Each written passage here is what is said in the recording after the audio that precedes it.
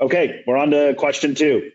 What are the core features of an MDR service provider? Yeah, absolutely. So we're talking about things like, now we talked about MDR, detection and response. So let's kind of break those down. There are the detection capabilities, the investigation capabilities, the response capability, and remediation. And within those are different factors that play. So detection, I kind of alluded to some of this already. How much of the environment can they see? Can they look at, your network, perimeter defenses, gateways, cloud-based services, endpoints, any IoT connected devices, et cetera? So one, you have to be able to pull that in.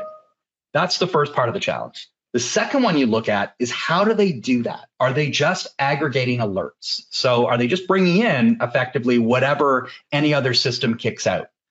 I'll give you, again, a point on that 300 billion events.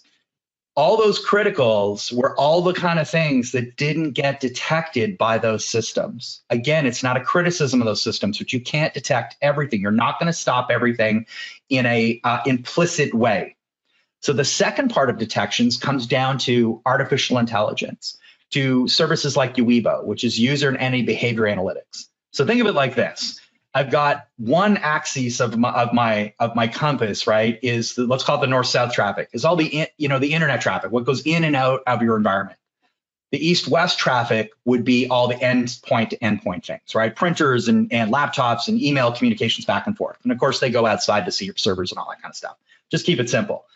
The z-axis or the z-axis is that third dimension. That's looking at the relationships between them all. So can you do that? Can you find the things that say, okay, well, this user looks legit. They're on a device that's legit coming in from a source, but now they're starting to do things that aren't normal for them. That's a potential detection. These are the things I call implicit, this is the inferential detections. And that's where things like machine learning and AR are really good. So looking at things like remote access or remote administration tool takeovers, right? Common exfiltration activities, ransomware precursors, geofencing or impossible travel. There's all sorts of different factors you can look at. And we use about 20 to kind of figure out, again, where we don't have a blatant sign of something wrong, but there's something else going on that just looks wrong, that doesn't feel right, right? You kind of need your spidey senses here. And that's or your gut, right? That's what you need to intuitively kind of look for other signs.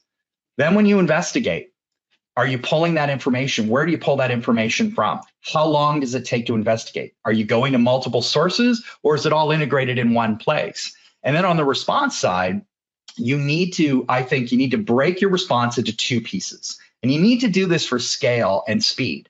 One of them is autonomous responses.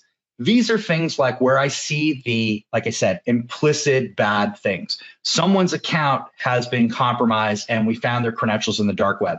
Autonomously, we can set up rules to just reset a password. Or if we think it's severe enough, to disable their account access for a period of time until we can get to them and say, hey, is that really Marco? Is that really you in the Bahamas? Lucky you lying on a beach doing your work, exactly, right? Because it looks funny, right? So being able to do that kind of thing. Then the second side is the more surgical kind of implementation, which is the non-autonomous, where you work with the MSP, where you work with the customer and you say, this is pretty serious. We've got challenges here. We would recommend, based on what we see, disabling a device. But the problem is we don't want to because we know that device is critical in your infrastructure. It might cause a cascade effect and an outage. It might block services. Imagine a medical imaging server in a hospital. If we were to take that down, well, now you can't treat patients. You may delay surgeries because they needed the MRI, the X-ray, or whatever it might be. So you really have to think about that stuff. Can they do that in a surgical way? Do they understand your business? As I've always joked, if you're talking about healthcare and somebody spells HIPAA with 2 Ps, validate their parking pass and send them on their way. And then the last piece is remediation, right? Is what can they fix? So often what I see with a lot of MDR vendors is they can do part of the response piece. But then the rest of it's like, yeah, now you need to update your firewall with these rules to block this attack so it can't happen again. And you need to update your endpoint to do this. And maybe you need to patch this vulnerability. And they're all sitting there going, I don't know what to do. And really, that's where the MSP should be coming in.